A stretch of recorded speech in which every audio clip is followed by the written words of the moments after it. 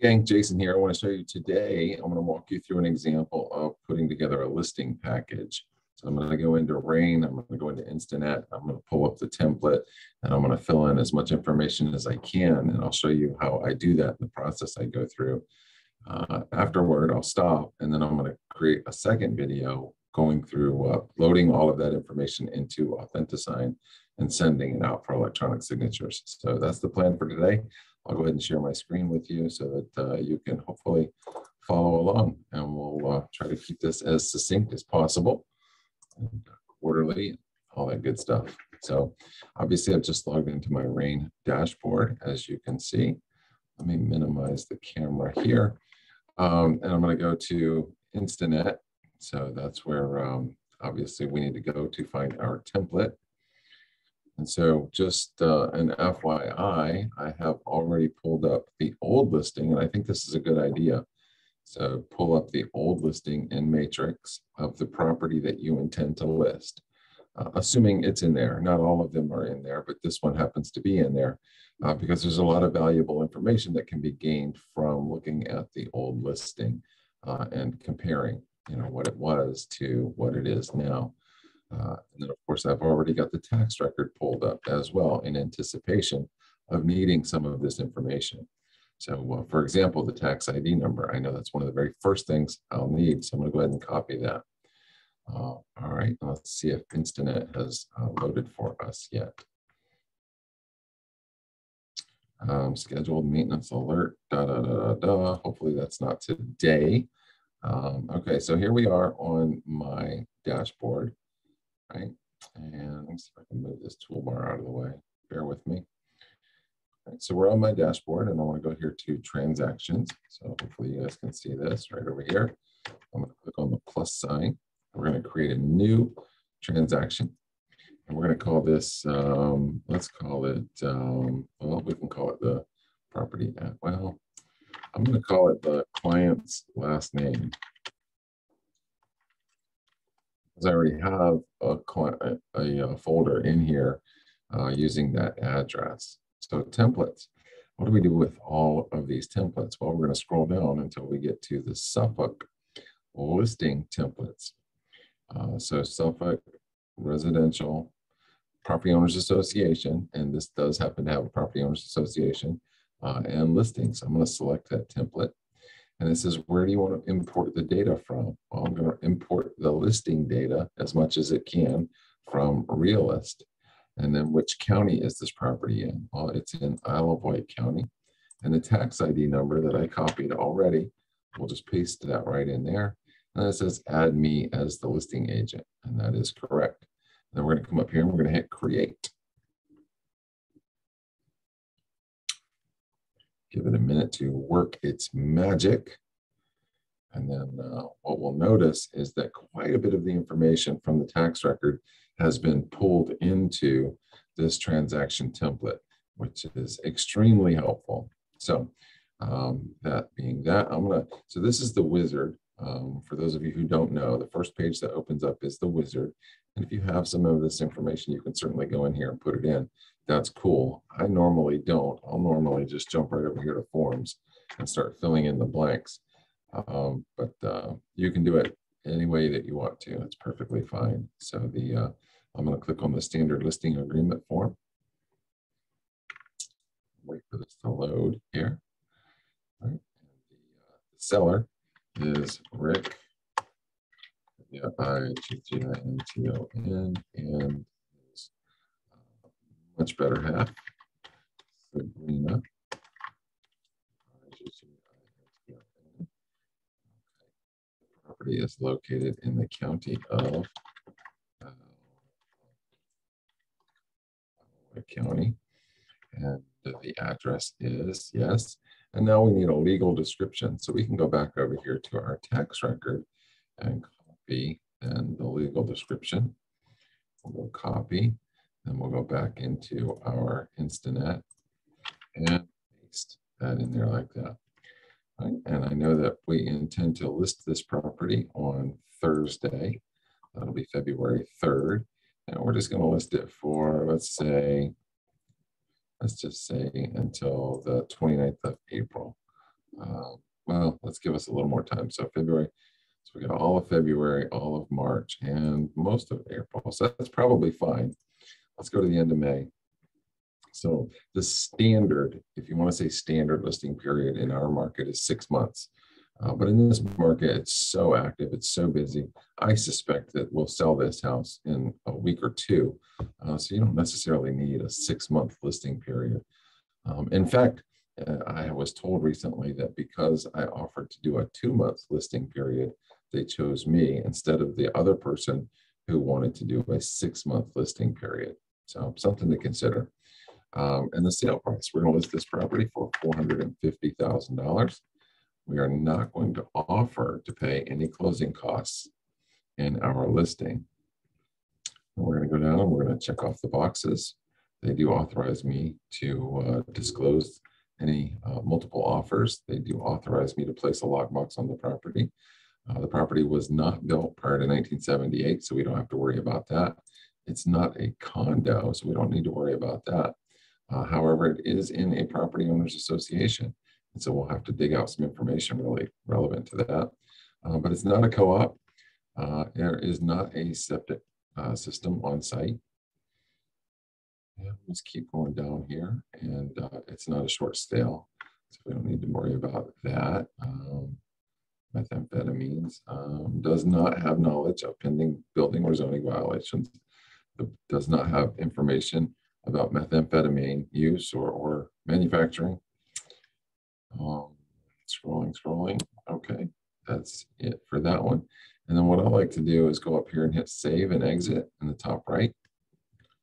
And it'll open up our entire list or library of documents that we may or may not need. And then I'll just jump down to the next one. Okay. So you can see it's already now put in the seller's names, property address, all of that. So here is our broker fee. You know, we have a $295 flat fee on every transaction, buyers and sellers, with just a few exceptions. And in this case, this is a past client of mine. And as such, I promised them a 5% listing fee. So that means we will be paying out 2.5% to the selling firm or the other brokerage. And Long & Foster will receive 2.5% plus the $295. Okay, that's that one. We're going to hit save and exit. We're going to come down to our explanation of fee structure. And there's nothing for us to do on this form. We just want to make sure that this number is correct. And that's it. So, come back down to our list. This is everybody's least favorite, absolutely least favorite form, the data input. Unfortunately, this is the one that Stacia needs us to pay the most attention to, because this is where she gains the information to put it into the RAIN MLS system for us. All right, so we're going to go Arch, something like that, I think it was. All right, so this one's going to take us a few minutes. We're going to do 2.5%. Special commission arrangements? No. So there's no bonuses. There's no, behind the scenes, under the table kind of a deal. There's no selling agent bonus. There's no listing agent bonus, unfortunately. And then we have to identify the type of lockbox that we'll put on the property. I'm going to put a VPAR lockbox on the property, which is identical to a RAIN lockbox. Just depends on where you get it. The home is not vacant, so they do still live there. So I'm going to say call for easy appointment. And then I'll put my phone number, 880-7061. You know what I'm going to say? I'm going to say text. I would much prefer to have someone text me for an appointment, showing appointment, versus call. Because if they text me, then I have a written record that I can look back to later. If they call me and I'm driving or something, then I don't have a record of that conversation, and it's up to me to try to remember who was it that called and what time were they going to go see the house. So it's way better for me if I can encourage them to text with their request for an appointment, so then I can text them back and we have that record. All right, I believe this is area 65, but this is a good point where we can go back over now to our listing. All right, so it's area 64. All right, so we can look back to the previous listing. Most of the time that's going to be accurate. It's not 100% foolproof. We are looking at Isle of Wight County, and we're looking in, is that called? It's Wellington Estates. 64 is Smithfield. So we're going to come over here, choose Smithfield, 23430. And then the subdivision we're going to look for is Wellington Estates. Perfect. And then also we can type in Wellington Estates here. And then the legal description, have we? There we go. So we still had that in our clipboard, so we could just paste that right in there. So it's Smithfield High School, Smithfield Middle School. Let's see, what was the elementary school? It was Carrollton Elementary School. Okay, so we'll come back over here and put Carrollton Elementary. We are not in a crash zone or a high noise zone. The property is detached, 450 list, going to list on the 3rd and on the end of May. The square footage is 3,100 square feet. And we always do standard agency exclusive right to sell. So ER is what we're always looking for. And we don't do limited service listings or independent contractor listings as a rule. There may be some exceptions to that. It's a very limited case-by-case basis. So 99% of the time you'll use standard agency ER. And 99% of the time, if you're working with just a regular person, not a business or a company, then it's going to be simple, fee simple ownership. All right. And then the bedrooms is 5.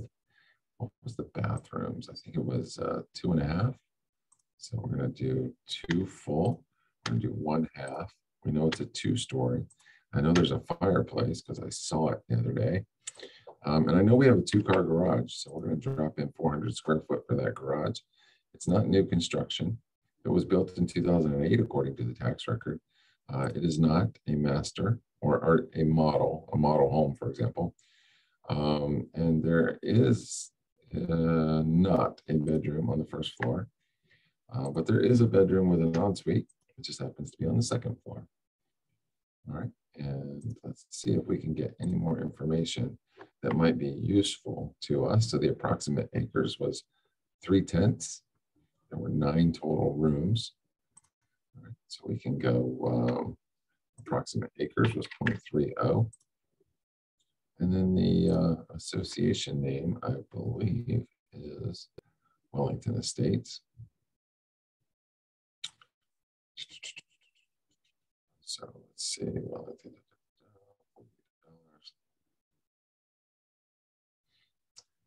Bear with me here. Legal description, we got that. Yeah, we got that.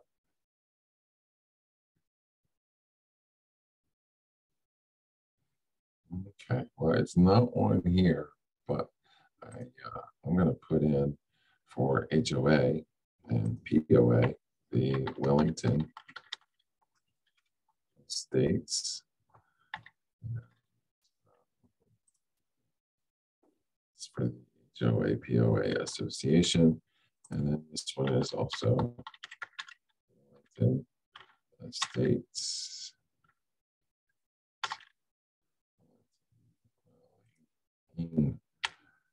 Wellington Estates. All right. The sewer is city or county, and the water is city, county. So there's no well, there's no septic on the property.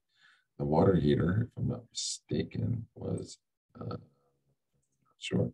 Let's see if it was identified in the previous listing. So it says water heater gas. I do remember seeing that now. So gas. And the disclosures, we always, on a resale property, it's a foreclosure or something, we always have to have this D4 disclosure. So very, very important that we include that. Scroll down, and this is the tedious part. So we've got to check as many of these boxes as may be applicable. Let's see, they've got an attic. This is where you want to fast forward the video. Sorry. Primary bedroom with bath, yes. Pantry. It's a bit of a front porch. Okay, interior features, cathedral ceilings. They have a really double high foyer entry, which is pretty dramatic. It's very nice. I know it's a gas fireplace because we were talking about it. Primary double sinks. Walk-in closets, yes. Appliances, 220. There's a dishwasher. There's a microwave. There's an electric range. There's a refrigerator. And then there's a washer hookup and a dryer hookup. Exterior features, they do have a deck, remember.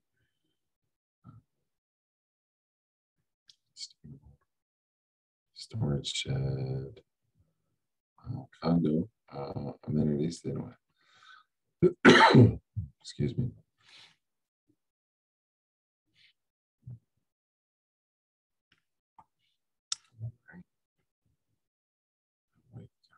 A pool.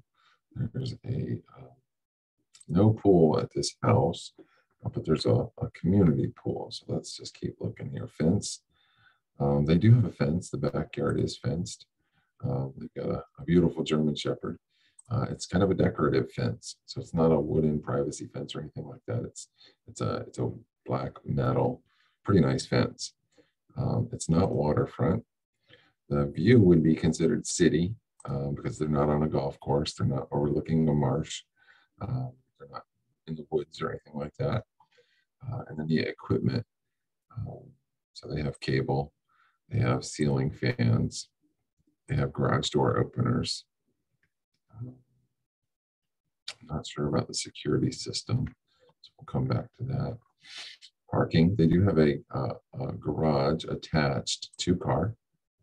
And then they have, there's driveway space and there's street parking.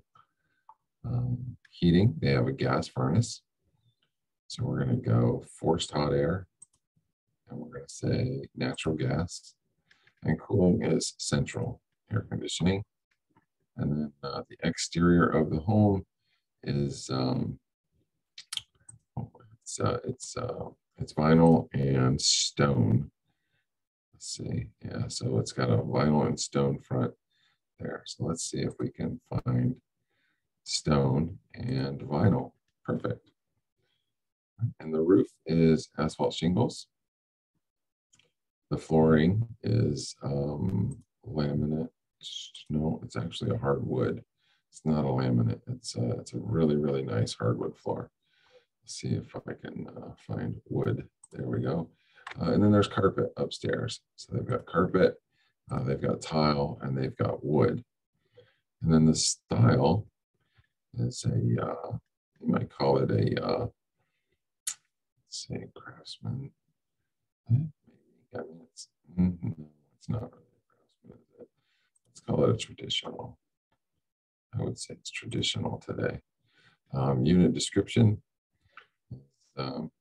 doesn't really apply to us. Two-level living, but I mean, it almost sounds like a condo when you say unit, right? In unit, that sort of thing, penthouse studio. So it's not a fixer-upper, no pet restrictions, rehabilitated warranty plan. We're not going to say that. The foundation is a slab, so no crawl space there.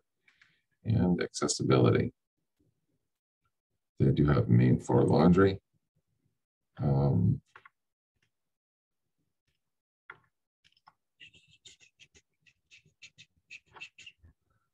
sure about that. Curb the shower. Elevator. There's no elevator.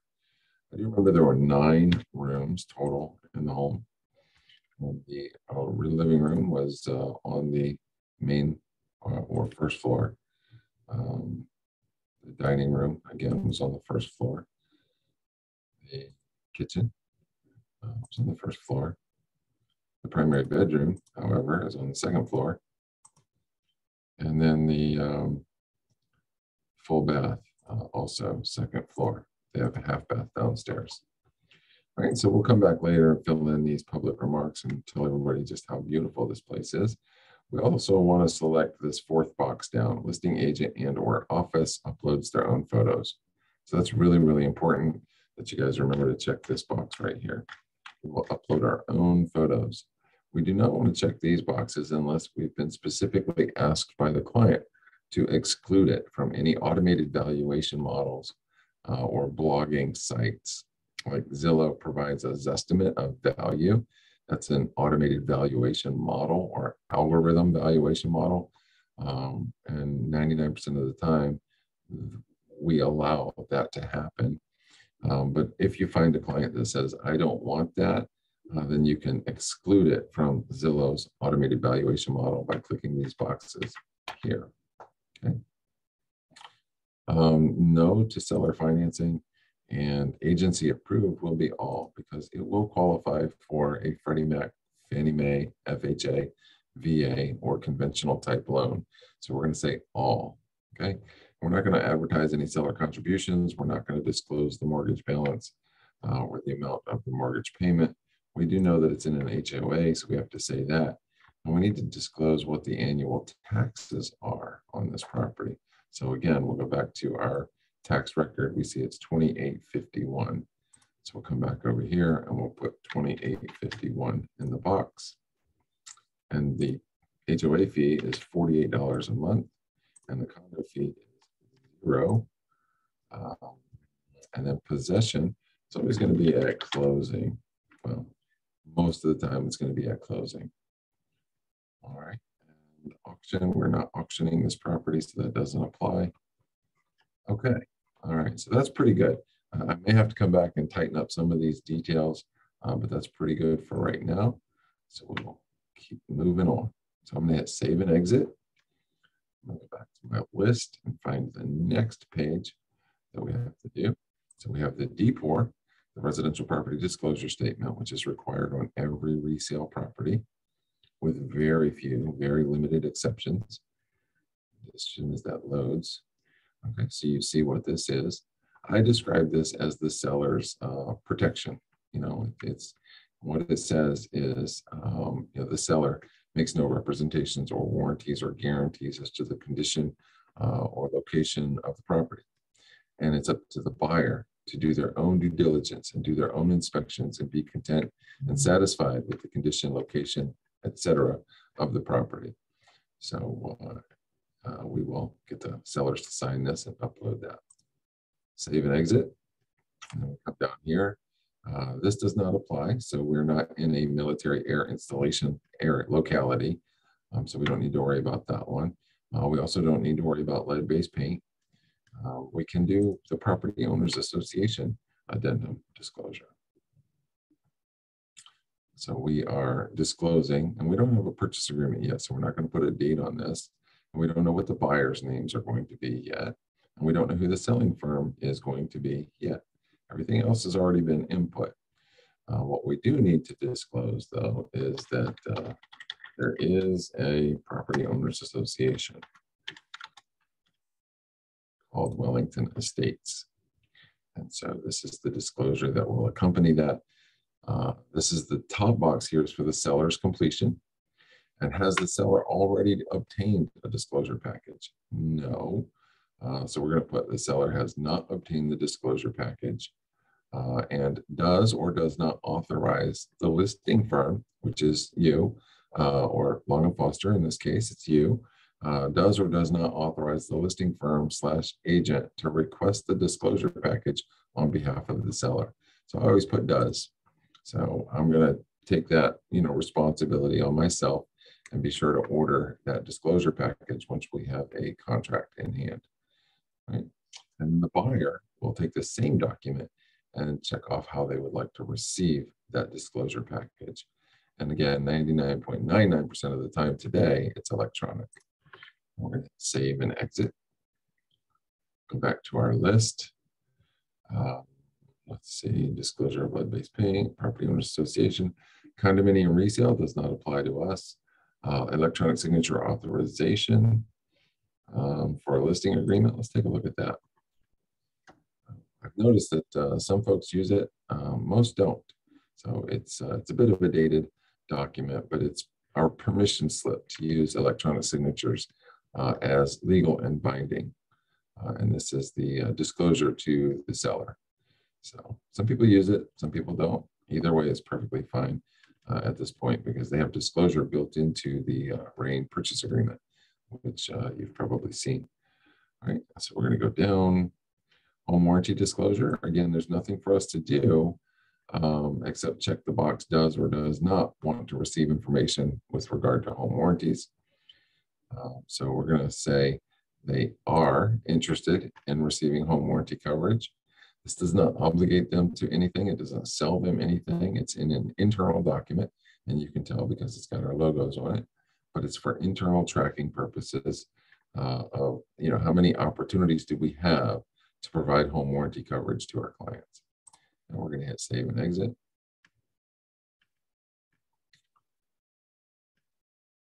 We're going to go down. Home warranty, summary of rights and obligations is important.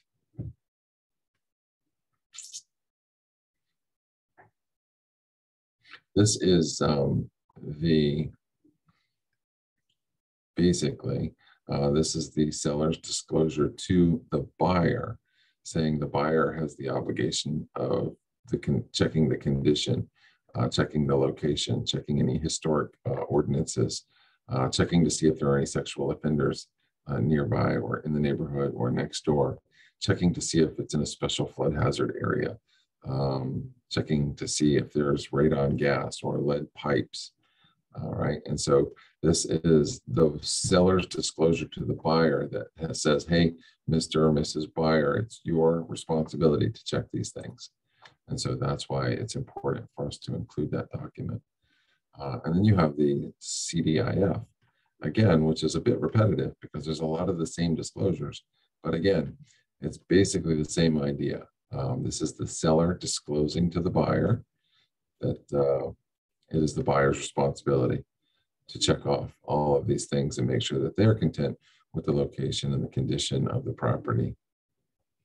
Polybutylene pipes, smoke detection, square footage is always approximate.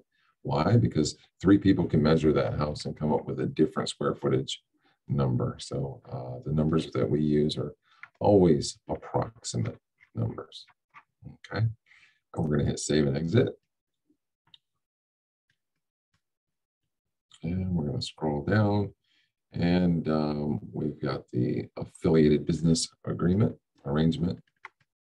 And so we have to get our sellers to sign off on this. And the reason for that is and the way I describe it is, because Long & Foster is a huge company, they have relationships and affiliations with other companies, attorneys' offices, title companies, mortgage companies, all sorts of companies. And the law requires that those relationships be disclosed. And so that's what this document does, is it discloses those relationships to you. And then the second page is just an example or an estimate of what you might expect to pay for title insurance in the state, in the corresponding state. So you see we have Delaware, DC, Maryland, New Jersey, North Carolina, Pennsylvania, Virginia. So in Virginia, you might expect to pay $4.68 per $1,000 of title insurance coverage, depending on your situation for the first $250,000. So again, it's just a very basic general disclosure that we're going to get signed by the seller to keep us legal on the straight and narrow. So, and of course, the last document is the wire fraud disclosure. And if you haven't heard it already, you will hear it over and over and over again. Wire fraud is a big, big problem. And so this is a cover your butt form. As much as it protects the company, it protects you. We want to make the point that Long & Foster nor its agent or representative will never, ever, ever send wiring instructions to the clients.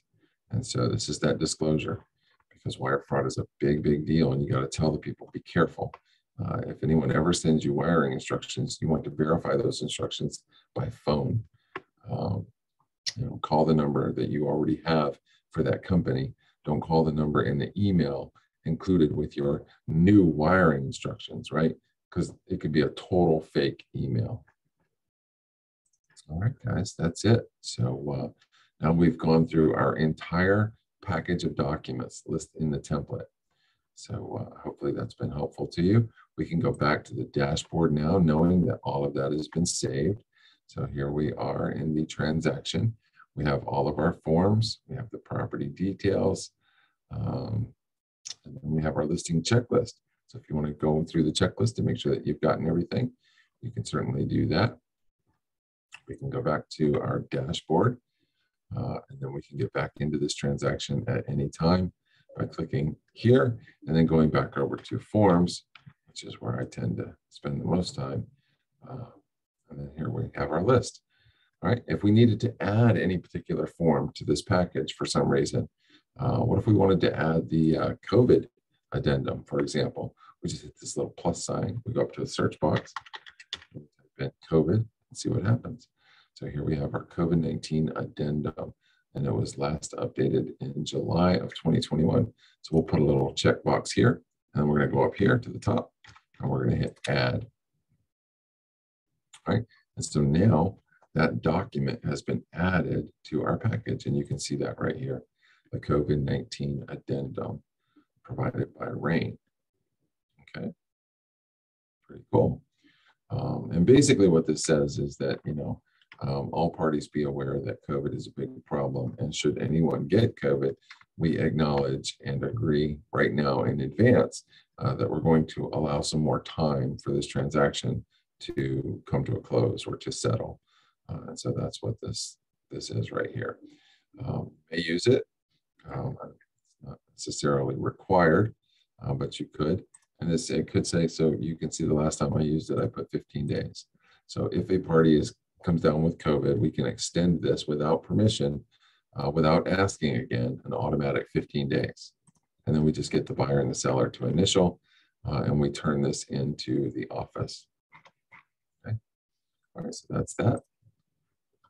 Cool. Well, I don't know how long this has taken me, guys, but I hope it's been useful to somebody. I'm going to go in here and probably tighten up a couple of these documents, like my data input. I want to make sure that I have all of the right boxes ticked, and it's absolutely perfect. And then I'll come back in with video number 2, and I'll move all of these documents over to Authenticate so that we can send them to the sellers for their signature. So, all right, guys, that being said, I will talk to you later.